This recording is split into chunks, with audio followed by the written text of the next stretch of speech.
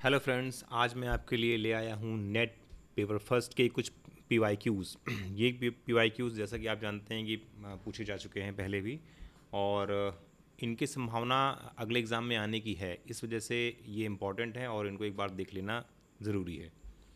तो UGC net paper first के कुछ PYQs जो आपके सामने हैं, उसमें से पहला क्वेश्चन है आपके सामने, निम्नलिखित में से कौन किसी अच्छे परीक्षण की विशेषताएं हैं।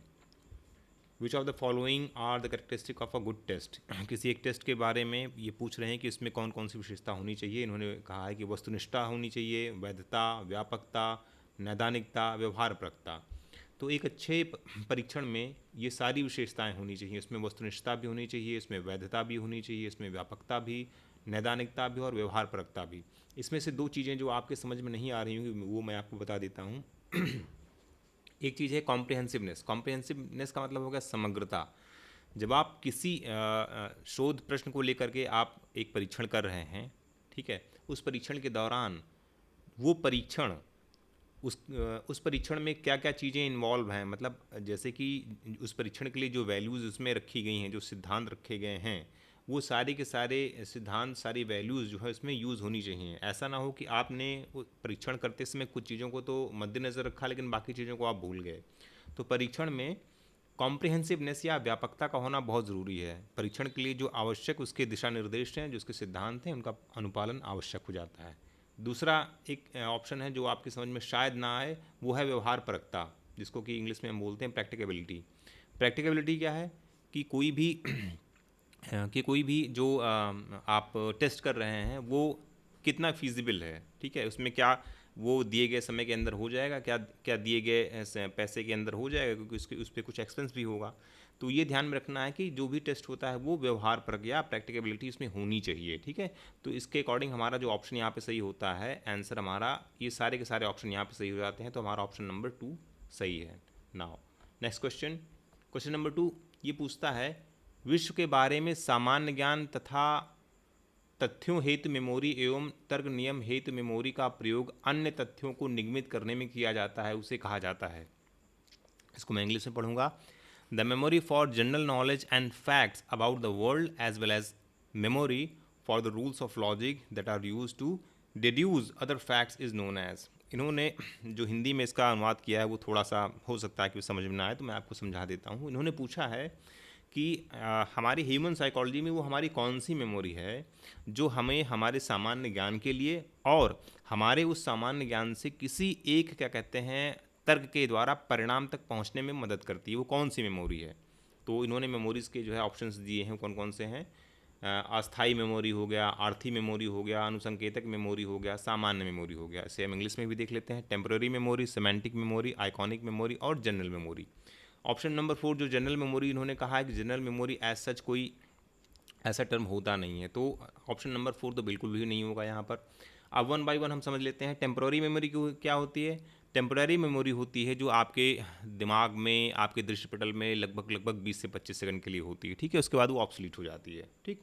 ओके, आप दूसरे नंबर पे है सेमेंटिक मेमोरी। सेमेंटिक मेमोरी वो मेमोरी होती है जो लंबे समय तक हमारे दिमाग में रहती है। जैसे कि आप बचपन में साइकिल चलाना सीखते हैं, ABCD सीखते हैं, तो वो आपके युवा होने पर भी आपको वो चीज़ें याद रहती हैं, ठीक है, आपको बार बार वो करने के लिए सीखना नहीं पड़ता। तो सेमेंटिक मेमोरी एक ऐसी मेमोरी है जो लंबे समय तक हमारे दिमाग में रहती है, और ये मेमोरी हमें तर्क के माध्यम से, जो हमारे पूर्व अनुभव हैं, जो हमारी पुरानी यादें हैं, उनके आधार पे हमें ये किसी विषय के संदर्भ में फैसले लेने के लिए हमें ये, मतलब तर्क के आधार पर फैसले लेने के लिए हमें सहयोग करते हैं। तो सेमेंटिक मेमोरी हमारा यहाँ पर जो ऑप्शन है वो सही होगा। आइकॉनिक मेमोरी जल्दी से समझ लेते हैं। आइकॉनिक मेमोरी एक तरीके की ये सेंसेस मेमोरी होती है, जैसे कि आपकी जो 5 सेंसेस हैं उससे संबंधित ये मेमोरी होती है, लेकिन इसकी जो ड्यूरेशन होती है वो लगभग 2 से 3 सेकंड के लिए होती है। जैसे अगर आप किसी बेहोश व्यक्ति की आंख में अगर आप टॉर्च जलाएं, जैसा कि डॉक्टर अमूमन करते हैं, तो वो ये जांचते हैं कि क्या उसकी जो आयरिश है वो छोटी बड़ी हो रही है। छोटी बड़ी होने का मतलब ये कि उसका जो माइंड है, उसका जो ब्रेन है वो रिफ्लेक्स कर रहा है, ठीक है, इससे वो डॉक्टर समझ जाता है कि हाँ अभी इसका ब्रेन फंक्शन कर रहा है। ओके, तो हमारा जो यहाँ पे ऑप्शन सही होता है ऑप्शन नंबर 2 सही होता है, ठीक है। ओके, अब हम मूव करते हैं नेक्स्ट क्वेश्चन की ओर। ये दिया गया है दो कथन, नीचे दो कथन दिए गए हैं। कथन एक कहता है कि कार्ल रॉजर्स शिक्षण के गैर निर्देशात्मक मॉडल के प्रतिपादक हैं। रॉजर्स ने अधिगम के साधन के रूप में चिकित्सा उपचार संबंधी अपने विचार को शिक्षा जगत में पुनः स्थापित किया। ठीक है, तो इसको एक बार हम इंग्लिश में भी देख लेते हैं, क्योंकि जो इसका हिंदी ट्रांसलेशन है वो थोड़ा सा ऊपर नीचे है। Carl Rogers is a proponent of non directive model of teaching. Yes exactly, statement number 1 बिल्कुल सही है। Rogers extended to education his view of therapy as a mode of learning. ये भी बिल्कुल स्टेटमेंट बिल्कुल सही है। क्यों? क्योंकि रॉजर्स ने जो इनका एक्चुअल में जो वर्क था वो साइकोथेरेपी के ऊपर था। तो साइकोथेरेपी से ये कहते थे कि किसी भी बच्चे को बजाय इसके कि हम उसको बताएं क्या सही है क्या गलत है, उसको खुद से सीखने के लिए प्रेरित करना चाहिए किसी भी इन्वायरमेंट में। ठीक है, तो रॉजर्स ने जो है इस चीज़ को एजुकेशन में वो ले आए थे एज अ थेरेपी इस चीज़ को। तो स्टेटमेंट 1 और 2 बोथ हमारे यहाँ पे सही हो जाते हैं। तो हमारा जो ऑप्शन नंबर सही होगा वो ऑप्शन नंबर 1। ओके, कथन 1 और 2 दोनों सही हैं। नाउ मूव करते हैं नेक्स्ट क्वेश्चन की ओर। क्वेश्चन नंबर 4 क्या कहता है भाई? नीचे 2 कथन दिए गए हैं। अधिगम को सामाजिक निर्मित के रूप में भी माना जाता है। कथन 2, सामाजिक निर्मिति सामाजिक रूप से अपेक्षित व्यवहार के विकास द्वारा अभिलक्षणित होती है। ठीक है, अधिगम को सामाजिक निर्मिति के रूप में भी माना जाता है। ठीक है, learning is also considered as a social construct. Exactly, क्योंकि लर्निंग का जो प्रोसेस है वो केवल हम स्कूलों में ही नहीं सीखते हैं। लर्निंग हमारे घर में भी होती है, हम जब मार्केट में जाते हैं बाज़ार में वहाँ भी होती है। ठीक है, हम किसी संस्था में जा रहे हैं वहाँ भी हो रही है, किसी स्कूल कॉलेज में जा रहे हैं तो वहाँ भी हमारी सीखने की प्रक्रिया निरंतर चालू रहती है। तो कथन 1 हमारे यहाँ पे बिल्कुल सही है। सामाजिक निर्मिति सामाजिक रूप से अपेक्षित व्यवहार के विकास द्वारा अभिलक्षणित होती है। Social construct is characterised by development of socially desired behaviour. Exactly, ये भी कथन आपका सही हो जाता है। क्यों? क्योंकि जो सोशल कॉन्स्ट्रक्ट है, कॉन्स्ट्रक्ट का मतलब हो गया कि एक तरीके की अवधारणा। तो जो सामाजिक अवधारणा होती है, सामाजिक अवधारणा में जो बिहेवियर जो बनते हैं, जिसको आप बोलते हैं कि ये परंपरागत ऐसे व्यवहार हैं, तो परंपरागत ऐसे व्यवहार जो है वो समाज के द्वारा निर्मित होते हैं। जैसे कि झूठ ना बोलना, सच बोलना, ये जो संकल्पनाएं हम लोगों ने बचपन से सीखी हैं, ये सामाजिक निर्मित है। तो कथन 1 और 2 दोनों हमारा सही हो जाता है। तो ऑप्शन नंबर फर्स्ट यहाँ पे सही होगा। नाउ मूव करते हैं नेक्स्ट क्वेश्चन की ओर। इसमें सूची 1 को सूची 2 के साथ मिलान करना है। इन्होंने कहा है कि शिक्षण उत्तरदायित्व के विषय एक सूची में दिए गए हैं, दूसरी सूची में विषय क्षेत्रों के घटक। ठीक है, आयोजना एवं तैयारी, अनुदेश, कक्ष परिवेश, व्यावसायिक उत्तरदायित्व, विद्यार्थियों के साथ संवाद स्थापित करना, अधिगम हेतु संस्कृति स्थापित करना, शिक्षण पर चिंतन करना, शिक्षण अनुदेशात्मक परिणाम निर्धारण। ठीक है, तो इसे हम 1 बाय 1 समझ लेते हैं। इंग्लिश में भी इसे देख लेते हैं। प्लानिंग एंड प्रिपरेशन, ठीक है, instruction, classroom environment, professional responsibilities, communicating with students, establishing a culture for learning, reflecting on teaching, setting instructional outcomes. तो इसमें से कौन कौन से ऑप्शन किसके साथ मैच हो रहे हैं? तो जो इसमें से सबसे आसान ऑप्शन है जो मेरी समझ में आ रहा है, सबसे पहला इंस्ट्रक्शन। इंस्ट्रक्शन क्या होता है भाई? इंस्ट्रक्शन जो आप क्लासरूम में बोलते हैं, जो बच्चे से आप बात करते हैं, लिखते हैं, ठीक है, वो सारी चीज़ें इंस्ट्रक्शन है। लेकिन एक्चुअल में इंस्ट्रक्शन है क्या? Instruction is a kind of communication between teacher and student. ठीक है, तो हमारा ऑप्शन बी का यहाँ पर हो जाएगा 1, सीधे सीधे हो जाएगा। तो हम देख लेते हैं ऑप्शन में बी का 1 कौन सा है। तो हमारे पास ऑप्शन नंबर 1 एंड 2 में बी का 1 आ रहा है। ओके, प्लानिंग एंड प्रिपरेशन कहाँ किससे मिल रहा है? ये बता रहे हैं planning and preparation option number 4 से मिल रहा है। Exactly, setting instructional outcomes. क्यों? क्योंकि आप पहले से ही दिमाग में धारणा बना के जाते हैं कि आज कक्षा में मुझे ये पाठ पढ़ाना है और इस पाठ को पढ़ाने से बच्चों के अंदर इस चीज़ की समझ विकसित होगी। ठीक है, ये प्लानिंग एंड प्रिपरेशन का ये आउटकम होता है। तो 100% ए का 4 ज़रूर होगा। ओके, अब बात आती है सी और डी की। क्लासरूम इन्वायरमेंट कैसा होना चाहिए? ये कहते हैं कि एक कहता है थर्ड रिफ्लेक्टिंग ऑन टीचिंग। नहीं, classroom environment reflecting on teaching में नहीं आएगा। क्लासरूम इन्वायरमेंट किसके साथ जाएगा?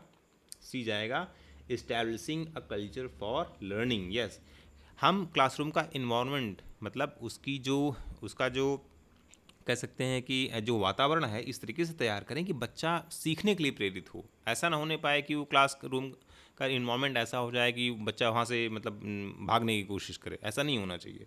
तो सी का यहाँ पर जो ऑप्शन जो बिल्कुल फिट बैठ रहा है वो सी का ऑप्शन 2 फिट बैठ रहा है। तो इसकी वजह से हमारा जो ऑप्शन सही होता है that is option number 2। Yes, now move to next question. एक समाजशास्त्रीय अवस्थिति जो निष्पक्ष रूप से यह कहती है कि सामाजिक घटनाएं और उसके अर्थ निरंतर सामाजिक कर्ताओं द्वारा निष्पादित किए जा रहे हैं, निम्न में से किसकी ओर संकेत करती है? An ontological position which asserts that social phenomena and their meanings are continually being accomplished by social actors refers to। Okay, तो यहाँ पर जो ऑप्शंस दिए गए हैं वो है ऑब्जेक्टिविज्म, वस्तुनिष्ठतावाद दिया गया है, कंस्ट्रक्शनिज्म, संरचना कंस्ट्रक्शनिज्म, ठीक है, इंटरप्रिटेटिविज्म, ठीक है, पॉजिटिविज्म। हिंदी के शब्द ऐसे बड़े बड़े हैं कि इनको बोलने में भी जो है वो हो रहा है। तो आपको ये ध्यान में रखना है कि जो क्वेश्चन पूछा गया है, an ontological position which asserts that social phenomena and their meanings are continually being accomplished by social actors refers to। मेरा ख्याल है सोशल फैक्टर्स होना चाहिए, एक्टर्स नहीं होना चाहिए यहाँ पर। ओके, तो हम जो भी चीज़ें इस क्वेश्चन में पूछी गई हैं वो सारी की सारी जो इंडिकेट कर रही हैं वो कर रही हैं कंस्ट्रक्शनिज्म की ओर कर रही हैं, ठीक है, संरचनावाद के ऊपर कर रही हैं, ठीक। तो हमारा जो ऑप्शन यहाँ पे सही होता है ऑप्शन नंबर 6, ठीक है, क्योंकि संरचना से संबंधित चीज़ों पर यहाँ पर चर्चा की गई है। ऑप्शन नंबर 7 हम चलते हैं जल्दी से। The main preoccupations of quantitative researchers are. अब ये पूछ रहे हैं कि जो क्वांटिटेटिव रिसर्च करने वाले लोग हैं, ठीक है, क्वांटिटेटिव रिसर्च करने वाले लोग कौन हैं? जिनके रिसर्च में मात्रात्मक गणनाएं की जाती है, मतलब कि जो वो ऑब्जर्वेशंस लेते हैं, परीक्षण करते हैं, उसमें वो नंबर्स, संख्याओं के द्वारा चीज़ों को नोट करते हैं, ठीक है।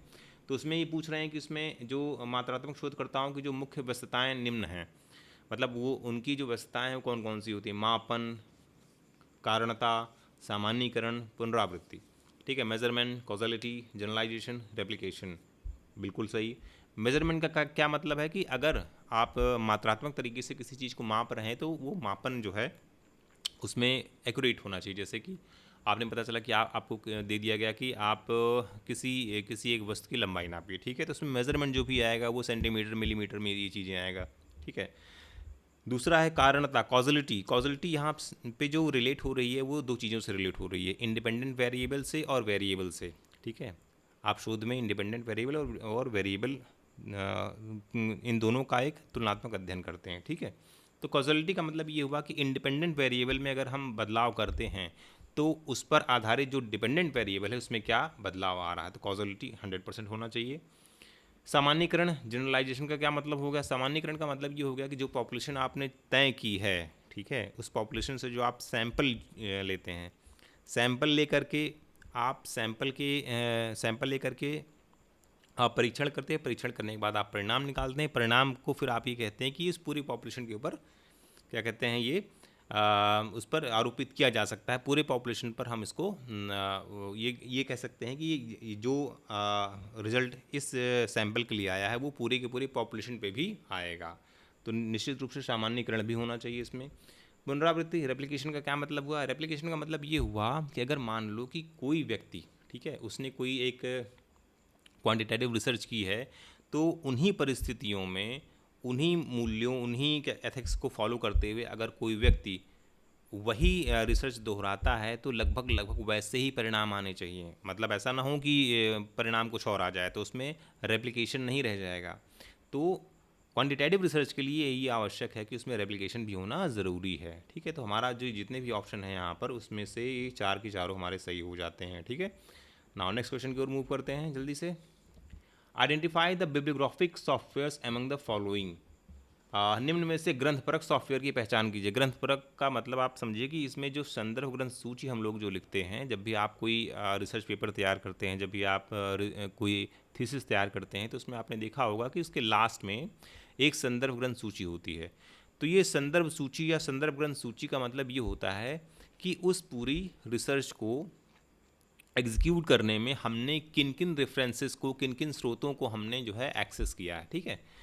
तो ये उसके बारे में पूछ रहे हैं। अच्छा, उससे संबंधित क्या है? उससे संबंधित ये है कि उसमें कह रहे हैं कि इसमें कौन कौन से सॉफ्टवेयर आते हैं। तो आप ये जानिए कि जो टर्निटिन सॉफ्टवेयर होता है, टर्निटिन सॉफ्टवेयर जो पहला ऑप्शन इसमें वो यूज़ किया जाता है प्लेजरिज्म चेक करने के लिए, मतलब कि साहित्यिक चोरी को चेक करने के लिए टर्निटिन एक सॉफ्टवेयर है।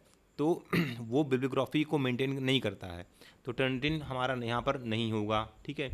एंड नोट, समापन टिप्पणी। एंड नोट एक सॉफ्टवेयर है, ठीक है। एंड नोट एक सॉफ्टवेयर है जिसके माध्यम से आप बिब्लियोग्राफी मेंटेन करते हैं, तैयार करते हैं। ओके अब अगला जो ऑप्शन है रेफरेंस मैनेजर। रेफरेंस मैनेजर भी एक सॉफ्टवेयर है जिसके माध्यम से हम बिब्लियोग्राफी को मेंटेन करते हैं। मेंडले भी एक सॉफ्टवेयर है जिसके द्वारा हम बिब्लियोग्राफी को मेंटेन करते हैं। तो हमारा ऑप्शन बी सी डी सही होगा यहाँ पर।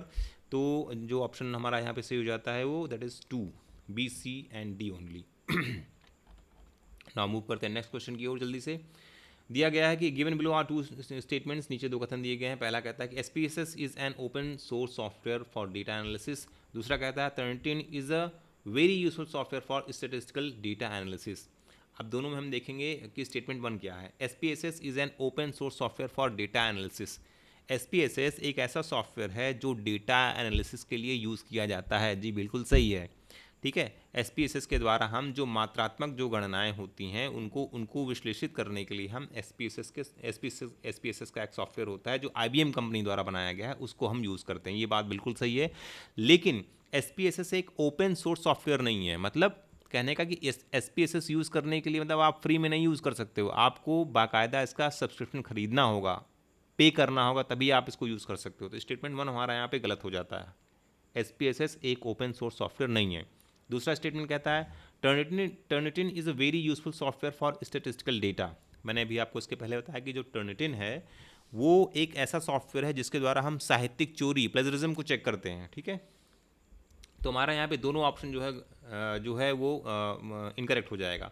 Statement number 1 and statement number 2 both are incorrect हो जाएंगे यहाँ पर, ठीक है। यस, ऑप्शन नंबर 2 हमारा यहाँ पे सही हो जाएगा।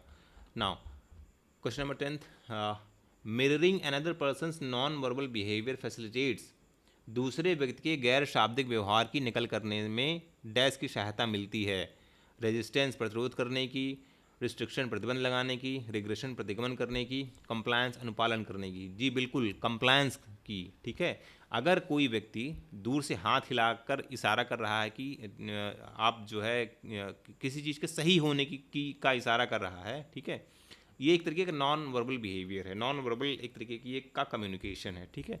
तो आपका जो कम्युनिकेशन, आप दूर हैं तो आप भी वैसा कम्युनिकेशन जो है उसके एक्सेप्टेंस में बॉडली के कोई कम्युनिकेशन देंगे, मतलब कोई ऐसा जेस्चर करेंगे जिससे कि उस समझ में आ जाए कि हाँ मेरी बात उस तक पहुंच गई है।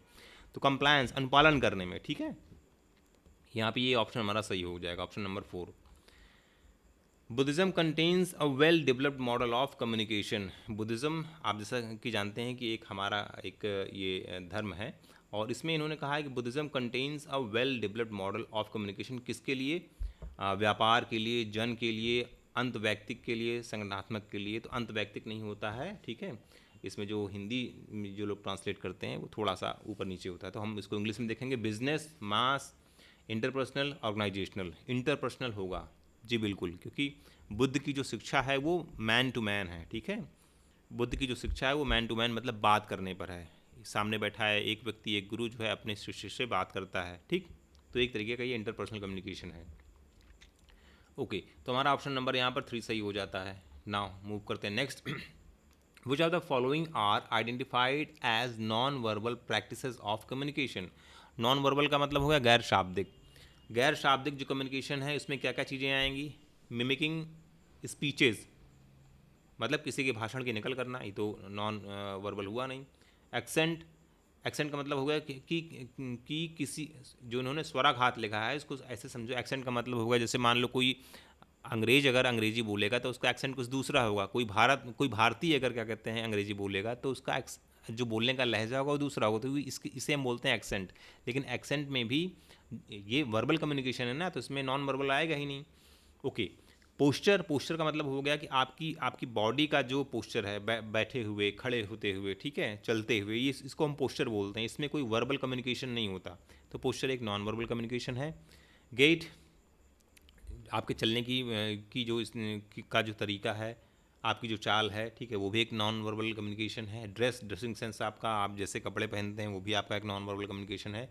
तो ये 3 option C, D and E, posture, gait, dress, मना स्थिति, चाल, पोशाक, ठीक है, ये मना स्थिति पोस्चर के लिए सही नहीं है। जो ऑप्शन उन्होंने दिया हुआ है वो बिल्कुल सही नहीं है। पोस्चर का मतलब हो गया कि आपका जो बॉडी का जो क्या कहते हैं आकार प्रकार है, उसकी बात कर रहे हैं ये। तो हमारा जो ऑप्शन सही होता है CDNE। CDNE किस में जाता है? यस, ऑप्शन नंबर 3 में जाता है। ओके, मूव करते हैं नेक्स्ट क्वेश्चन की ओर। The Shannon and Weaver model of communication has which of the following characteristics. Shannon and Weaver दो लोग थे, ठीक है। ये इन्होंने एक कम्युनिकेशन का मॉडल जो है वो दिया था। वो कम्युनिकेशन का मॉडल, उसकी जो कैरेक्टरिस्टिक्स हैं उस पर बात कर रहे हैं ये लोग। पहला कहते हैं कि ये इट इज़ लीनियर, ये एक रेखीय मॉडल है जो शैनन एंड व्यूअर ने दिया था। दूसरा ऑप्शन कहता है कि it focuses on transmission of information, ये सूचना को एक स्थान से दूसरे स्थान तक पहुंचाने में फोकस करता है, ठीक है। सी कहता है it is concern with reproduction of messages from one point to another, ठीक है। एक पॉइंट से लेकर के दूसरे पॉइंट तक मैसेजेस के रिप्रोडक्शन में ये फोकस करता है, उससे संबंधित होता है। It offers a Meta model of communication, ये मेटा मॉडल ऑफ कम्युनिकेशन को ऑफर करता है, मतलब बहुत सारे कम्युनिकेशन के मॉडल इससे निकल करके आते हैं। ऐसा बिल्कुल नहीं है। शैनन एंड वीवर एक इंडिविजुअल मॉडल है, ठीक है। The feedback component is circular. Feedback का मतलब आप ये समझो कि जब कोई व्यक्ति आपकी कही हुई बात को सुन करके कोई प्रतिक्रिया देता है तो फीडबैक इसको बोलते हैं, ठीक है। The feedback component is circular. अब हम जान लेते हैं शैनन एंड वीवर का जो मॉडल है वो लीनियर मॉडल है, मतलब उसमें बिगिनिंग है और एंड है, ठीक है। बिगिनिंग है और एंड है, उसमें कहीं भी मतलब सर्कुलर प्रोसेस नहीं कि मतलब एक जगह से बात जहाँ से शुरू हुई थी फिर बात एक जगह पे आके ख़त्म हुई, फिर वहाँ से जो है फिर नई बात शुरू हुई, फिर एक जगह पे आके ख़त्म हो गई। एक सर्कुलर प्रोसेस नहीं है ये, ठीक है। It is a linear process. पहला ऑप्शन सही हो जाता है। It focuses on transmission of information, ये सूचना के संचारण पर फोकस करता है। जी बिल्कुल, ये जो सेंडर है, सेंडर मतलब जो सूचना को भेजने वाला है और जो सूचना को रिसीव करने वाला है, उनके बीच की पूरी पूरी जो गतिविधि है उस पर ये अपना ध्यान केंद्रित करता है, ठीक है। ये ऑप्शन सही है। ऑप्शन सी क्या कहता है? It is concern with reproduction of messages from one point to another. जी बिल्कुल, ये भी ऑप्शन सही हो जाता है। डी एंड ई नहीं होगा, ठीक है। कम्युनिकेशन का शैनन एंड वीवर का जो मॉडल है वो मेटा मॉडल नहीं है। दूसरा, उसमें फीडबैक की कोई बात नहीं की गई है। तो ए बी एंड सी हमारा ऑप्शन यहाँ पे सही होगा। अब देखते हैं A B and C. Yes, option number 1 यहाँ पे ये सही हो जाएगा। ओके, अब चलते हैं क्वेश्चन नंबर 14 की ओर। Yes, given below are two statements. Statement number 1, communication is a symbolic process and as such depends upon symbols that are both arbitrary and conventional. Different symbols cannot be selected to present an object or idea to communicate. संचार एक प्रतीकात्मक प्रक्रिया है और इसलिए यह ऐच्छिक और परंपरागत दोनों प्रकार के प्रतीकों पर निर्भर करती है। संचार के लिए किसी वस्तु या विचार का प्रतिनिधित्व करने हेतु भिन्न भिन्न प्रतीकों का चयन नहीं किया जा सकता है, ठीक है। तो इसमें हमें ये देखना होगा कि इसमें ऑप्शन हमारे कौन कौन से सही होते हैं। ऑप्शन हमारा इसमें ये आप देखिए, communication is a symbolic process and as such depends upon symbols that are both arbitrary and conventional. और स्टेटमेंट नंबर 1 यहाँ पे सही है। संचार एक प्रतिक्रियात्मक प्रक्रिया है और इसलिए यह ऐच्छिक और परंपरागत दोनों प्रकार के प्रतीकों पर निर्भर करती है। संचार के लिए किसी वस्तु या विचार का प्रतिनिधित्व करने हेतु भिन्न भिन्न प्रतीकों का चयन नहीं किया जा सकता है। बिल्कुल किया जा सकता है। स्टेटमेंट नंबर 2 हमारा यहाँ पर इनकरेक्ट हो जाता है। स्टेटमेंट नंबर 1 हमारा सही हो जाता है। तो ऑप्शन नंबर 3 हमारा यहाँ पे बिल्कुल सही हो जाता है, ठीक है। नेक्स्ट मूव करते हैं अगले क्वेश्चन की ओर। एक मैथ्स का क्वेश्चन दिया गया है। A person buys a mobile phone from a shop for rupees 7,800। The shopkeeper makes a profit of 20% at the cost price, ठीक है, cost price. What is the cost price of the mobile phone. मतलब इन्होंने कहा कि एक दुकानदार ने जो उसकी कॉस्ट प्राइस थी उस पर जो अपना उसने मोबाइल ख़रीदा था और जब उसने इसको सेल किया, मतलब उसको सेलिंग प्राइस जो थी उसकी 7,800 उसने इसमें लिखा हुआ है। तो सेलिंग प्राइस पर उसको जो है कुल मिलाकर के 20% का उसका प्रॉफिट हुआ। तो अब ये पूछ रहे हैं कि उसका जो कॉस्ट प्राइस था, मतलब कॉस्ट प्राइस जिस मूल्य पर दुकानदार ने खुद उस मोबाइल को ख़रीदा था वो कितना था। सीधी सी बात है, 4 ऑप्शन दिए गए हैं, इसमें ऑप्शन नंबर 1 सही हो जाता है। क्यों सही हो जाता है? 6500 में आप इसका 20% ऐड कर दीजिए। अगर ये 7800 आता है तो जाहिर सी बात है ये होगा 6500 का जो है 20% कितना हो जाएगा, 1300 रुपये हो जाएगा। 1300 को आप 6500 में ऐड कर देंगे, 7800 हो जाएगा। तो ऑप्शन नंबर 1 हमारा यहाँ पे सही हो जाता है। तो नेक्स्ट हम मिलते हैं फिर कुछ क्वेश्चंस के साथ, और कोशिश हमारी ये रहेगी कि आप कुछ ऐसे भी वाइज क्विज सॉल्व कीजिए जो जिनकी संभावना आने की ज़्यादातर हो। तो मिलते हैं नेक्स्ट पार्ट में, तब तक के लिए मैं आपसे विदा लेता हूँ।